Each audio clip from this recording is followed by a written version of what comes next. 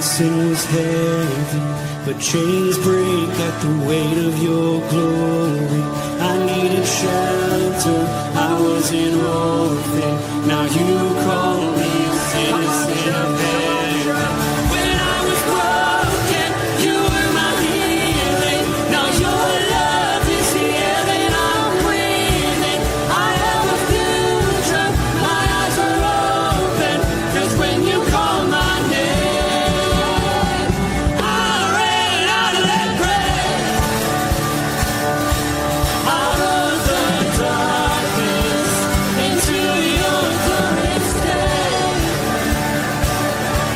You called my name, and I ran out of that grave, out of the darkness, into your glorious day.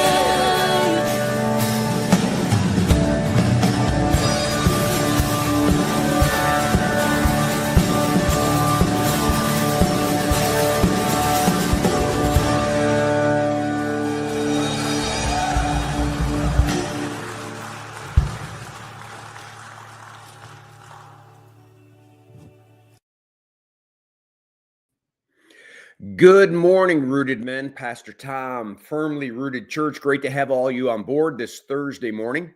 I hope that you're doing well. I hope that those of you who live around Oxford, that you've been able to survive the snow we've had the last couple days. And wow, it's been interesting. And interesting travel for sure. But great to have you. We're going to be looking at Ecclesiastes chapter 11. We're getting close to the end of Ecclesiastes. For some of you, maybe that's good. But I hope for most of you, you've got a deeper understanding of this book and what it's really trying to communicate. But before we do the devotion, as always, let's say hi to a few people. Somebody was up really early. There he is, Mr. Steve Giroux. Good morning. Also Ken Gooch, good morning, fellow brothers in arms. Bert Reggiani, good morning, gentlemen. Chuck B, shalom, gentlemen. Chris Connolly, good morning. My cousin Dave Donnelly, good morning. Well, and there's a lot more out there, but we'll see if they log themselves in or not. So let me pull up the reading, and the imagery that you're going to be seeing or hearing is a little bit strange, but let's see if we can't give it some meaning. So I want to do that, and I want to do that. There we go. Cast your bread upon the waters. So here it is. Cast your bread upon the waters, for you will find it after many days. Give a portion to 7 or even 8, for you know not what disaster may happen on earth. Let's stop right there. What in the world does he mean by cast your bread upon the waters, for you will find it after many days, and then give a portion to 7 or even 8, for you know not what disaster may happen on earth? And let's first say the imagery, he's certainly not telling you to take a loaf of bread and throw it in the water.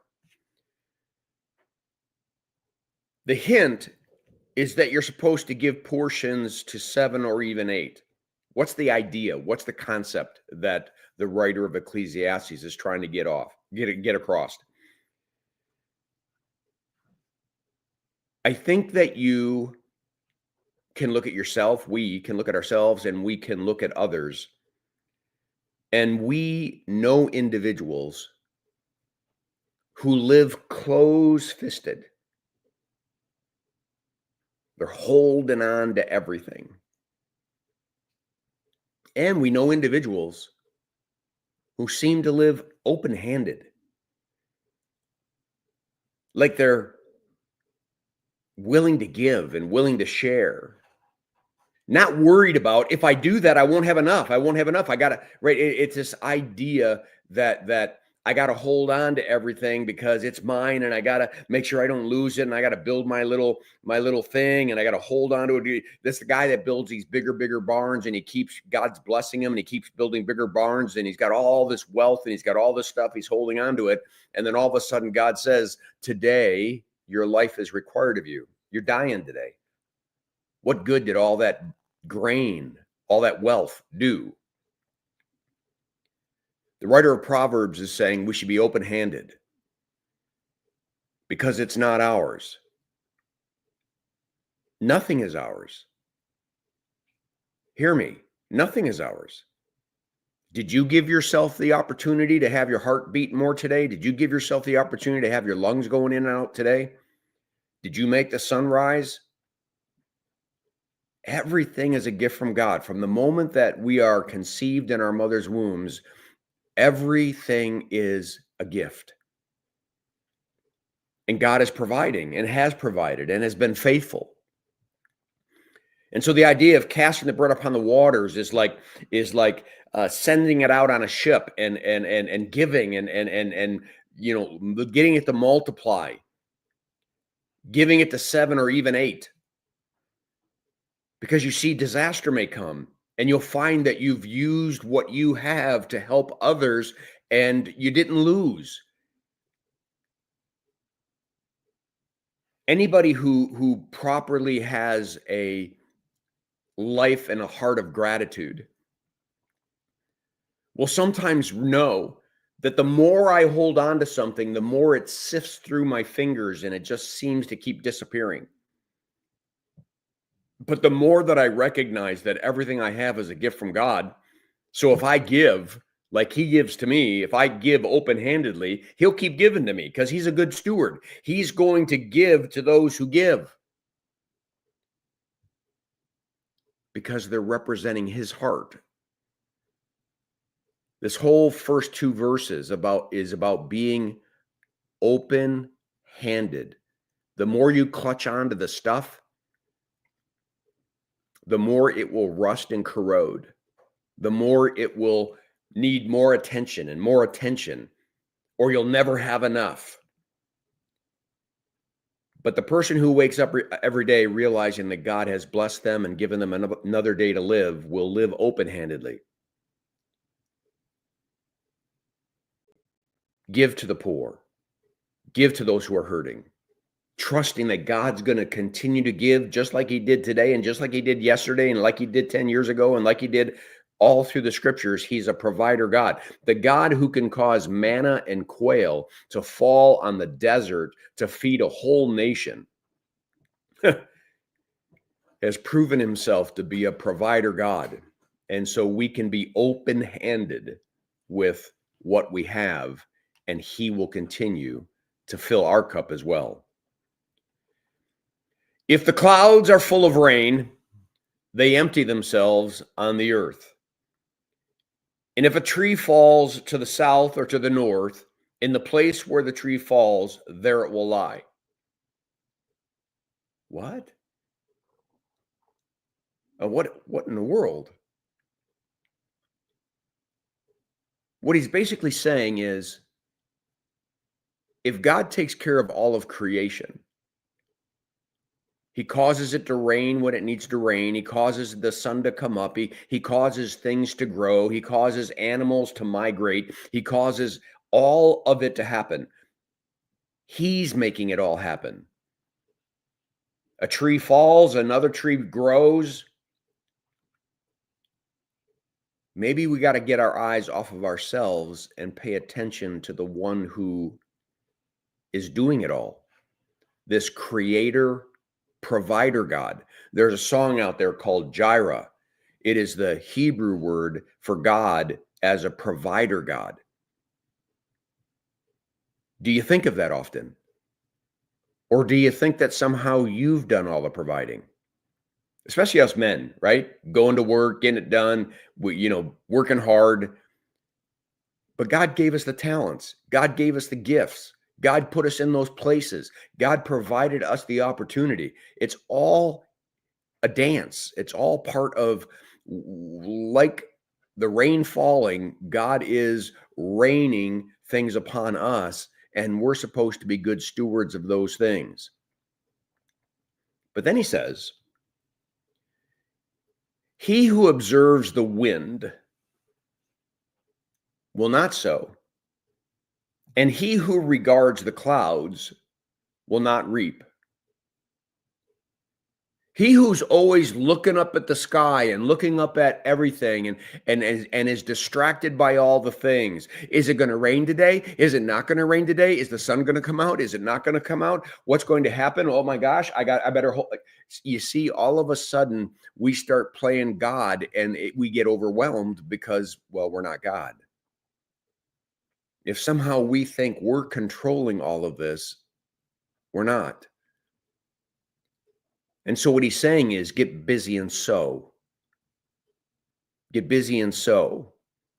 And I'll keep growing and I'll keep providing the rain and I'll keep making it happen. Don't be staring at the clouds, worrying every day about what might happen and what's going to happen. Stop, right? Stop. Today, I would suggest stop watching the news. Stop watching the stuff. My gosh. People are just getting so anxious.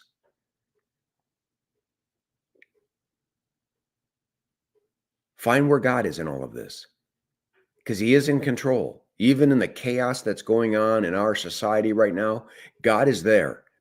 There's lessons to be learned. There's things that we're supposed to be seeing and understanding. And we as the church are supposed to be stepping into those needs and finding ways to bring this amazing Father that we believe in, this amazing Jesus that has saved our souls, and bring it into this broken, sinful world. Everybody's screaming they want the world to fix. What if the world's broken so that broken people find Christian people and their souls are being saved? Last verse, 5. As you do not know the way, listen to this verse, guys. This is so profound. As you do not know the way the Spirit comes to the bones in the womb of a woman with a child. Breathe, guys. As you do not know how that happens. How the Spirit comes to the bones in the womb of a woman with child. So you do not know the work of God who makes everything.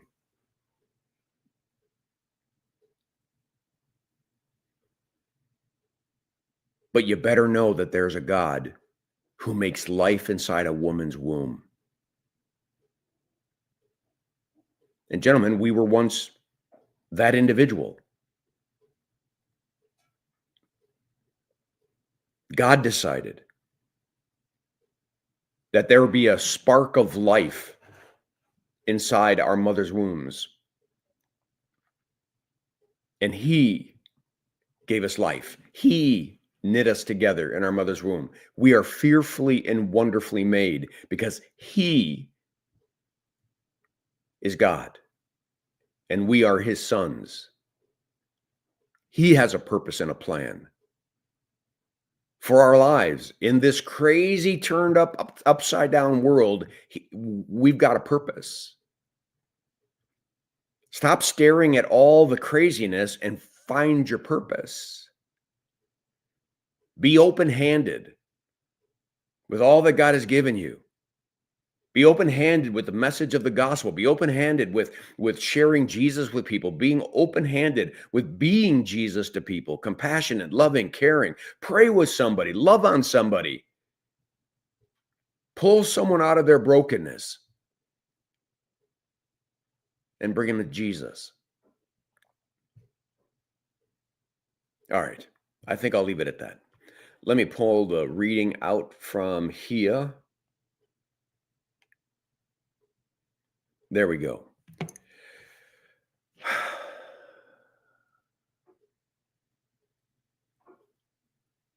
As you know, tomorrow will be 2 months since my wife passed. One of the challenges every day is, what am I going to allow to overwhelm me? What am I going to be focusing on? What was? What is? What's missed? What's lost?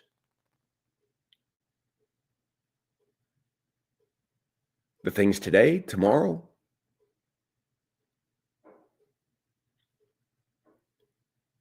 One of the things I've realized that if I focus on all that stuff, it's all way too much. It's overwhelming. It'll swallow me. So I don't know if it's healthy or right, but I just kind of try not to think about it. And I try to think about, what does he want me to say right now? What does he want me to do right now? What? It's not that I don't go to those places, but I can't stay in those places. I've got to be able to say, God, my heart's still beating and my lungs are still going out and up and in and out. And what do you want from me? And all of a sudden, I think I admit that I'm a human being that doesn't understand. I admit that I can't grasp the wind. I can't stare at the skies, and because God's God and I'm not God. And I don't know if that makes any sense, but I hope it does, because that's exactly what the writer of Ecclesiastes is trying to tell us. All right, let me see if anybody else came on board here at the end. Brian Vlaming, good morning, men. Steve Giroux, don't be staring at the clouds. Love it. Amen to that. Amen to that. Gentlemen, I hope and pray that this devotion was a blessing to you. Have a great day. Make it a firmly rooted day. And may someone see Jesus in us today. Peace.